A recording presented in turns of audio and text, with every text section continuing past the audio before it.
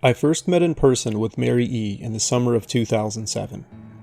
I had arranged with her husband of 15 years, Terrence, to see her for an interview. Mary had initially agreed, since I was not a newsman, but rather an amateur writer gathering information for a few early college assignments, and, if all went according to plan, some pieces of fiction. We scheduled the interview for a particular weekend when I was in Chicago on unrelated business. But at the last moment, Mary changed her mind and locked herself in the couple's bedroom, refusing to meet with me. For half an hour I sat with Terrence as we camped outside the bedroom door. I was listening and taking notes while he attempted fruitlessly to calm his wife. The things Mary said made little sense, but fit into the pattern I was expecting. Though I could not see her, I could tell from her voice that she was crying, and more often than not her objections to speaking with me centered around an incoherent diatribe on her dreams, her nightmares. Terrence apologized profusely when we ceased the exercise, and I did my best to take it in stride. Recall that I wasn't a reporter in search of a story, but merely a curious young man in search of information. Besides, I thought at the time, I could perhaps find another, similar case if I put my mind and resources to it.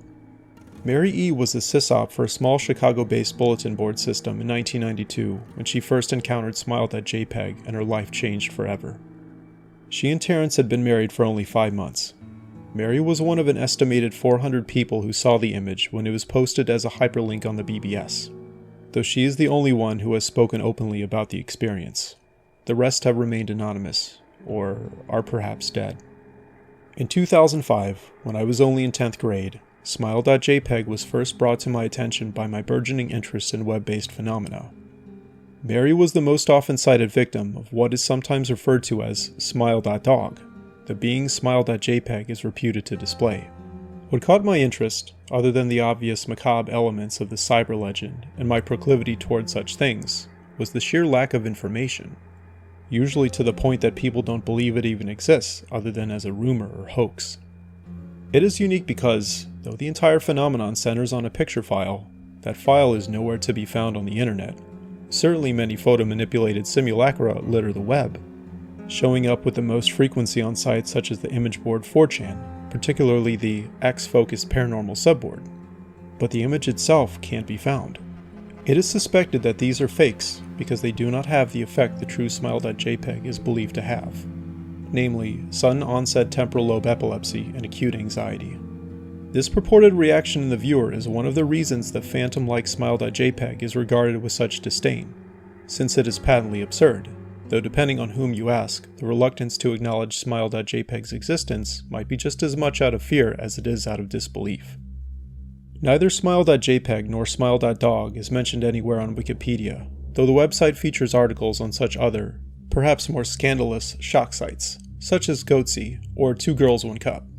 Any attempt to create a page pertaining to Smile.jpg is summarily deleted by any of the encyclopedia's many admins. Encounters with Smile.jpg are the stuff of internet legend. Mary E.'s story is not unique. There are unverified rumors of Smile.jpg showing up in the early days of Usenet, and even one persistent tale that in 2002, a hacker flooded the forums of humor and satire website Something Awful with a deluge of Smile.dog pictures, rendering almost all of the forum's users at the time epileptic.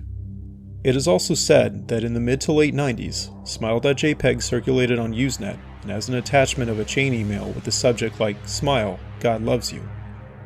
Yet despite the huge exposure these stunts would generate, there are very few people who admit to having experienced any of them, and no trace of the file or any link has ever been discovered. Those who claim to have seen Smile.jpg often weakly joke that they were far too busy to save a copy of the picture to their hard drive. However, all alleged victims offer the same description of the photo, a dog-like creature usually described as appearing similar to a Siberian husky, illuminated by the flash of the camera, sitting in a dim room, the only background detail visible being a human hand extending from the darkness near the left side of the frame. The hand is empty, but is usually described as beckoning. Of course, most attention is given to the dog, or dog creature, as some victims are more certain than others about what they claim to have seen. The muzzle of the beast is reputedly split in a wide grin, revealing 2 rows of very white, very straight, very sharp, and very human-looking teeth. This is, of course, not a description given immediately after viewing the picture, but rather a recollection of the victims, who claim to have seen the picture endlessly repeated in their mind's eye during the time they are, in reality, having epileptic fits. These fits are reported to continue indeterminably, often with the victims asleep, resulting in very vivid and disturbing nightmares. These may be treated with medication, though in some cases it is more effective than others. Mary E., I assumed, was not on effective medication. That was why, after my visit to her apartment in 2007, I sent out feelers to several folklore and urban legend-oriented newsgroups, websites, and mailing lists, hoping to find the name of a supposed victim of Smile.jpg who felt more interested in talking about his experiences. For a time nothing happened, and at length I forgot completely about my pursuits, since I had begun my freshman year of college and was quite busy. Mary contacted me via email, however, near the beginning of March 2008. Dear Mr. L., I am incredibly sorry about my behavior last summer when you came to interview me. I hope you understand that it was no fault of yours, but rather my own problems that led me to act out as I did. I realize that I could have handled the situation more decorously, however, I hope you will forgive me. At the time I was afraid. You see, for 15 years I have been haunted by Smile.jpg. Smile.dog comes to me in my sleep every night.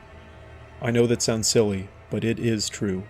There is an ineffable quality about my dreams, my nightmares, that makes them completely unlike any real dreams I have ever had. I do not move and do not speak. I simply look ahead, and the only thing ahead of me is the scene from that horrible picture. I see the beckoning hand, and I see Smile.dog. It talks to me. I thought for a long time about my options. I could show it to a stranger, a coworker.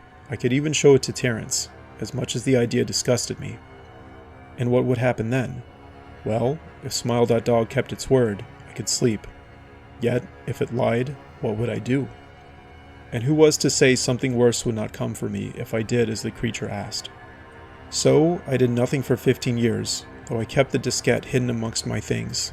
Every night for 15 years, Smile.dog has come to me in my sleep and demanded that I spread the word. For 15 years I have stood strong, though there have been hard times. Many of my fellow victims on the BBS board where I first encountered Smile.jpg stopped posting. I heard some of them committed suicide. Others remain completely silent, simply disappearing off the face of the web. They are the ones I worry about the most. I sincerely hope you will forgive me, Mr. L., but last summer when you contacted me and my husband about an interview, I was near the breaking point. I did not care if Smile.dog was lying or not. I wanted it to end. You were a stranger, someone I had no connection with, and I thought I would not feel sorrow when you took the diskette as part of your research and sealed your fate. Before you arrived, I realized what I was doing. I was plotting to ruin your life. I could not stand the thought, and in fact I still cannot. I am ashamed, Mr. L., and I hope that this warning will dissuade you from further investigation of Smile.jpg. You may in time encounter someone who is, if not weaker than I, then wholly more depraved. Someone who will not hesitate to follow Smile.dog's orders. Stop while you are still whole. Sincerely, Mary E. Terrence contacted me later that month with the news that his wife had killed herself. While cleaning up the various things she left behind, closing email accounts and the like, he happened upon the above message. He was a man in shambles. He wept as he told me to listen to his wife's advice. He'd found the diskette, he revealed, and burned it until it was nothing but a stinking pile of blackened plastic. The part that most disturbed him, however, was how the diskette had hissed as it melted, like some sort of animal, he said. I will admit that I was a little uncertain about how to respond to this. At first, I thought, perhaps it was a joke, with the couple belatedly playing with the situation in order to get a rise out of me. But a quick check of several Chicago newspapers' online obituaries proved that Mary E. was indeed dead. There was, of course, no mention of suicide in the article. I decided that, for at least a time, I would not further pursue the subject of Smile.jpg, especially since I had finals coming up at the end of May. But the world has odd ways of testing up. Almost a full year after I'd returned from my disastrous interview with Mary E., I received another email. Hello. I found your email address through a mailing list. Your profile said you are interested in Smile.dog. I have saw it. It is not as bad as everyone says. I have sent it to you here, just spreading the word. Then there was a smile emoji. The final line chilled me to the bone. According to my email client, there was one file attached, called, naturally, Smile.jpg. I considered downloading it for some time. It was most likely a fake, I imagined, and even if it weren't, I was never wholly convinced of Smile.jpg's peculiar powers. Mary E's account had shaken me, yes, but she was probably mentally unbalanced anyway. After all, how could a single image do what Smile.jpg was said to accomplish? What sort of creature was it that could break one's mind with only the power of the eye? And if such things were patently absurd, then why did the legend exist at all? If I downloaded the image, if I looked at it, and if Mary turned out to be correct? If Smile.dog came to me in my dreams demanding I spread the word, what would I do? Would I live my life as Mary had, fighting against the urge to give in until I died? Or would I simply spread the word, eager to be put to rest? And if I chose the latter route, how could I do it? Whom would I burden in turn? If I went through with my earlier intention to write a short article about Smile.jpg, I decided I could attach it as evidence. And anyone who read the article, anyone who took interest, would be affected. And, even assuming the Smile.jpg attached to the email was genuine, would I ever be capricious enough to save myself in that manner?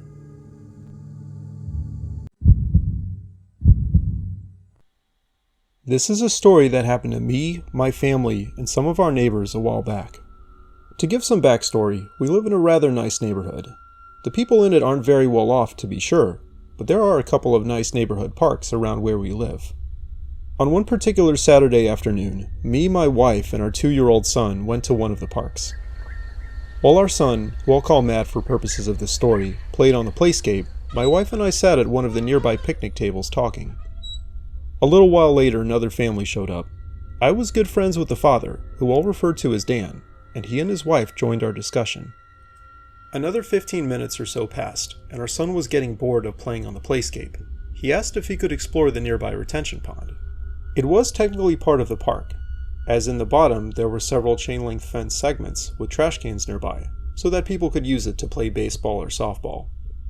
After checking with my wife, I started walking to the area with Matt. As it hadn't rained in a while, it was completely dry. The sides of the area were rather steep, so Matt and I took our time getting down to the bottom. Once there, we chased each other around for a bit, and Matt tried and failed to climb the chain-link fence. After another few minutes, we were about ready to walk back up, when my son pointed to one side of the field and asked if we could go over there. I looked and saw a tunnel under a road that ran along one side of the retention pond area. I actually hadn't noticed it before, or else I didn't remember. I assumed it was to let water through to a similar area on the other side, but it was also big enough to perhaps be used as a walkway. I debated about whether to check with my wife first, but ultimately we just walked over. The tunnel was made of concrete and it was rectangular, about 6 feet high and 8 feet wide, with a slab of concrete dividing it down the middle. I looked inside of it, and it appeared to be about 40 feet to the other side. The insides had graffiti on them, but otherwise the tunnel looked clean and dry, at least as clean as a concrete tunnel under a road could be. I decided it was okay, and we began to walk through it. Matt and I split up and each took our own side. While we walked through the tunnel, we shouted and clapped our hands to hear the echoes. A minute later we met on the other side, and decided to explore the area a bit, which indeed seemed to be an extension of the park. There were some more picnic tables, but not much else. Another minute or so and we walked back to the tunnel. We decided to switch sides and meet each other at the other end again. As we walked back through, I noticed an entrance to a large concrete pipe about halfway through the tunnel. I felt a tiny bit anxious since I didn't realize it was there before my son walked down. There was a fair amount of light coming from either side of the tunnel, so I tried to squint and look down the pipe. But I couldn't see anything. At least, there didn't appear to be any sunlight coming through the other end of the pipe. Eventually we made our way back to the playscape where my wife and Dan's wife were still talking at the picnic tables. Dan was with his 2 kids on the playscape. My wife asked us if we had fun, and Matt enthusiastically said yes. Then he proceeded to explain some of the things we did. When he mentioned going through the tunnels and seeing the pipe, my wife's expression changed to show a bit of concern and annoyance. She told us to be careful in the future and not to go back through the tunnel. I agreed and told her we wouldn't go through there again. Dan happened to overhear our conversation and mentioned that his kids had seen the tunnel before and asked us if it was clean and dry inside. Apparently he was intrigued as well, though his wife shot him a glance of annoyance just as mine did. I told him it was tall and wide enough to walk through, and about 40 feet from one end to the other. I also told him that I tried looking through the pipe but couldn't see anything. Dan then suggested that we both go over and use the lights on our phones to see if we could get a better look. Over the slight disapproval of our wives, we decided to check it out of pure curiosity. Once we made our way down to the entrance of the tunnel, Dan and I turned both of our phones on and walked inside. As we reached the pipe, we quieted down to listen. We couldn't hear anything aside from the wind blowing gently through the trees on the other side of the tunnel. Next, we shined both of our lights into the pipe. At first, I was confused, because it seemed like our lights weren't hitting anything, not even the sides of the pipe further down. After a few seconds, it dawned on us that there was a black curtain-like object concealing the rest of the pipe. When that sank in, it sent chills up my spine, but nothing could prepare either of us for what happened next. For the next couple seconds, Dan and I just stood there, not saying a word. Then suddenly we noticed movement, and the bottom of the curtain opened up to display a disgusting face. It was like something out of a horror movie, and I felt my heart sink into my stomach. The face appeared to belong to a man in his 40s or 50s with gross, wiry hair. His face was contorted into a very unsettling smirk, and his eyes looked crazy and terrifying. There's just no other way to describe it. Dan and I both screamed, and then we ran back out of the tunnel. We ran across the bottom of the retention pond and back up the side to the playground. Our wives immediately took notice and asked us what happened, and when we told them what we saw, they called our kids over and we all rushed home. Before we parted ways, I told Dan that I'd call the cops when we got back to our house, and I did just that. After explaining the situation, they sent a squad car over and 2 police officers investigated.